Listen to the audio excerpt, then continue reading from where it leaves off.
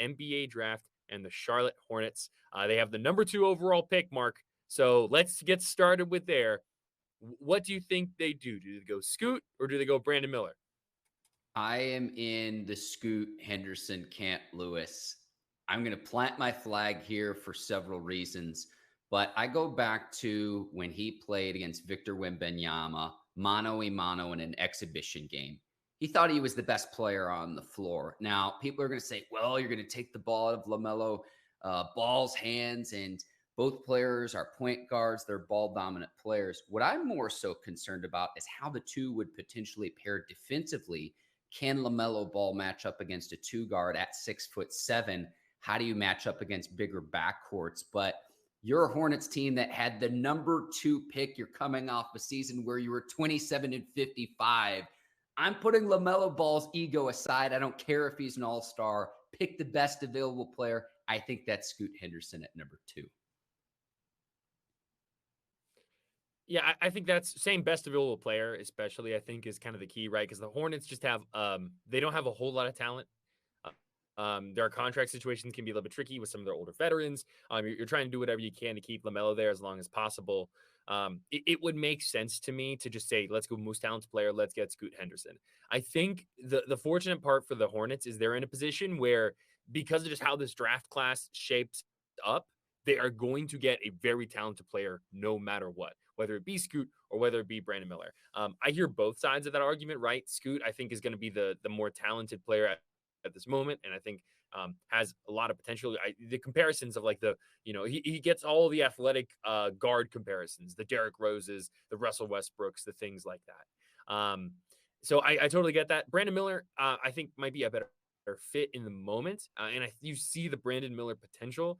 There are some things you don't love, obviously, with Brandon Miller. I mean, whether it be like the off the field or off the court stuff with what happened in Alabama, or whether it be kind of how the NCAA tournament finished for him. He really did not have a good run there, but at the same time, college basketball is such a different game than the NBA. I don't know. I'm leaning. I was initially very much on the Brandon Miller bandwagon. Get the guy that's going to be an elite wing, that can shoot well, can do so much for your team. But as we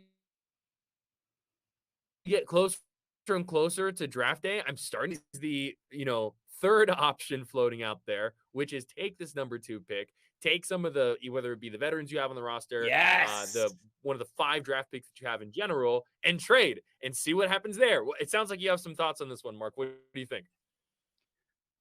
let's go to Miller really quickly at Alabama, Lewis. And here's my argument against him. Take it outside of basketball. You have a new ownership group coming in. Now that Michael Jordan is selling the team, he'll oversee the team through the draft. The Hornets have 5 picks, by the way, too, which I think a lot of people forget. So you'll have other flyers to draft wing players, which are needed in the league. But okay, off the court, where Miller didn't face any criminal charges, he didn't miss any time. He was not suspended at Alabama, but he brought a gun that was used in a deadly shooting to a former teammate, and that happened. Now, why does that matter? You're coming off a situation where Miles Bridges also has off the court issues. So you have a new management group coming in. Do you want that, whether it's warranted or not, the perception, and sometimes perception is reality, of having players with off court issues? That to me, to where if it's even close, if you're between Scoot Henderson or if you're between Brandon Miller, I'm just further adding to Scoot Henderson's argument in this sense of, if there's even a question, if it's even close, go with Scoot. And again, well, we're going to upset the all-star LaMelo Ball. You were 27-55 last year. So, but the trade possibility, Lewis, the trade possibility. Let me ask you straight up. Would you trade the 2nd overall pick for Zion Williamson? Yes. Like, I understand like the concerns about like Zion's health and stuff like that, but yeah, I absolutely do that with the number 2 pick. I'm sure you're gonna have to give up more than just the number 2 pick, but like it's a no-brainer. It's a slam dunk. Because if he can stay remotely healthy, he's going to be that generational number 1 overall pick, just from a few years back that we saw play at Duke and dominate. So yeah, I think it'd be a no-brainer. If you can get him on the floor, I saw a stat on SportsCenter this morning, Lewis. Zion Williamson has only played in 36% of the possible games that he's been able to play, regular season playoffs combined. So my number one goal would be, let's get that number more than 50%. Let's get it above 50% to start. But when he was coming into the league, Lewis, and I Yeah. understand he's a different player now, when he was at Duke his lone season, and former President Barack Obama is flying into Cameron Indoor Stadium to see Duke and Carolina play, and the cheapest possible ticket is $3,000 to step foot in the building. He had the possibility of being a $1 billion athlete, and that's billion with a B. And there are only a handful in all of professional sports. I'm talking about the Michael Jordans, the Tiger Woods, the Floyd Mayweathers, LeBron James, Cristiano Ronaldo. There's a few others that are worth $1 billion, and he has that possibility. He can be as good as he wants to be. You've got to surround him with a veteran that says, look, get in shape. Your livelihood is your body. Your tape is your resume. You can be as good as you want to be. This off-court crap you need to get a hold of. Take accountability and responsibility, get in the best shape of your life, because you're talking about the possibility of a player who could be worth $1 billion. There aren't that many in sports, Lewis. Point blank, period. Well, and that's the off-court stuff, obviously. I mean, with what happened this offseason, WRAL Triangle 2 is rated a PG podcast, so we can we're Yes. not going to get into that kind Yes. of stuff. But with whether it be that or whether it be just the health issues, that number about how many games he's been available for, I think is massive, because I mean, if you're going to be trading up, essentially, like, you have the opportunity to get a franchise player with this number 2 overall pick, whether it be someone in the draft or whether it be someone to trade for. So you need to make it count, because having a number 2 overall pick like this does not happen very often, especially if you're the Hornets. So you gotta make it work. It would be a risk. It's going to be a risk no matter what you do, whether it's depending upon a young guy in Scoot or Brandon Miller, or whether it be trying to go get someone like a Zion Williamson, whether it be like trying to go get someone like a Brandon Ingram, who's also dealt with health issues, but would be a great fit and would work out well coming back home to North Carolina. I don't know. I think at this point with Zion, I feel like he almost just needs a change of scenery. I think that would be one of the best things that he could do. So, would the Hornets be able to help him? Would he be able to kind of make those steps to really tap into that potential that we've seen when he has been on the court, when he has been healthy? I don't know. It's going to be one of those time will tell type situations, but if you can go get a Zion, especially, I think you go do that. But if your consolation prize is Scoot Henderson, who really the only major knock against him right now is what kind of his height a little bit, being only 6'2", and his 3-point shooting is not fantastic. But that's why you surround him with players like LaMelo, for example, who can hit from outside while he creates from the inside. So I just yeah, it feels like the Hornets are in a good position. It's just don't mess it up. That's where I'm at. Just you got a lot of If it opportunities here. Just don't mess it up. If it were a different franchise, Lewis, I'd be more inclined to say, yes, go get Zion Williamson. But now that he has the big contract extension, it's like, who on the Hornets roster or on their coaching staff or just in their franchise overall is holding him accountable day after day and says, look, young fella, here's the way that you go about conducting your business in this league. If you had another franchise like Victor Wembanyama to the Spurs, he should be doing cartwheels. That he's going to get Dream come the true. tutelage of Greg Popovich and company in the nucleus that the San Antonio Spurs franchise provides its players, a track record of success.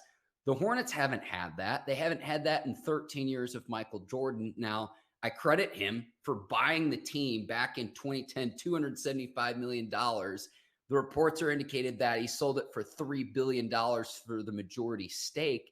But during his tenure, you've got what? 2 first-round playoff exits? Like, it's not a hot take to say that Michael Jordan has not been a successful owner in Charlotte. So how this pertains to Williamson is, yeah, for the talent, I would make the deal. I don't trust the Hornets as an organization to say, if we do make that deal and bring Zion back to North Carolina, that they have the infrastructure in place to ensure that he succeeds. So then I'm thinking too, Lewis, of like what other trade possibilities are out there other than just Williamson. And it's like the Hornets have the 27th pick, the 34th pick, 39 and 41. There's no way the Spurs, even if the Hornets offered all that and the number 2 pick, would give up the number 1 pick in the draft rights to Wembanyama. Like, I think you'd have to throw at least 2 other first round picks in there for the Spurs to entertain the conversation. Like, there might not be a price that the Hornets could pay to get that pick. But is there anyone else out there in the league, whether it's a veteran, whether it's trading down to get more draft picks? Like, what other trade possibilities are there, do you think, for the Hornets? Yeah, to me, it feels like the Pelicans would be the home run for who want to have the trade, because you have seen that smoke come up about the fact that it's, oh, they really want Scoot Henderson pretty bad. And if you want to get Scoot Henderson, the only way you can guarantee getting Scoot Henderson is to have the number 2 overall pick. True. Whether that be for Zion or for Brandon Ingram. Brandon Ingram would fill that role that a Brandon Miller would I fill. wouldn't do So I it mean for that would make Ingram, sense. Lewis. I'll just be honest with you. I But would that's not. yeah. I But would. the injuries. Yeah, the injuries with Brandon Ingram. That's what's so tricky. So I don't know. I mean, then you kind of look around the league a little bit, right? So a team like Portland may want to try and move off of Dame. I know there's been rumors floating around about what Dame would wanting to. It might be ready to leave the offseason or leave the Trailblazers this offseason. But they pick what, 3, so they're going to get Brandon Miller. Worst case scenario. I don't know. It's tricky. I think there are not a whole lot of teams that are going to be throwing everything at the Hornets for the number 2 pick just because they kind of fit and capital available to them. Pelicans just make the most sense because they have multiple options that they'd be willing to do that. I don't know though. I mean, I think if there is a deal that you do not love, go take Scoot, because I think you need a lot of talent, and that's why part of the reason why you have 5 picks in this draft is because you need that talent. So go get some talent, fill up your roster, and just kind of go from there, because the Hornets are not in a position where they're going to be competing, to make a deep run in the Eastern Conference anytime soon. It's going to take a couple of years to build this team up to what it needs to be. So get started by adding talented players in key positions right now. We are recording this the afternoon, Monday, June the 19th, so a lot can happen. It is going to be interesting, though, Lewis, the revisionist history, whether the Hornets hit on this pick, if they make a deal. However this shakes out to say, oh, well, it was the new ownership. No, no, no, no, no. Michael Jordan still has control of the team through this draft and through the start of free agency on July the 1st. So it's going to be interesting to see how we remember this moment in time where it's a real fork in the road for the Hornets organization. In the NBA, you want to either be really good or really bad. You don't want to be in purgatory. And the Hornets have been in purgatory for quite some time. So you got to make a move. You got to make a move and try and get to a spot. And no, Victor Wembanyama is going to be a Spur. I think teams there's nothing the Spurs would take to give up Victor Wembanyama.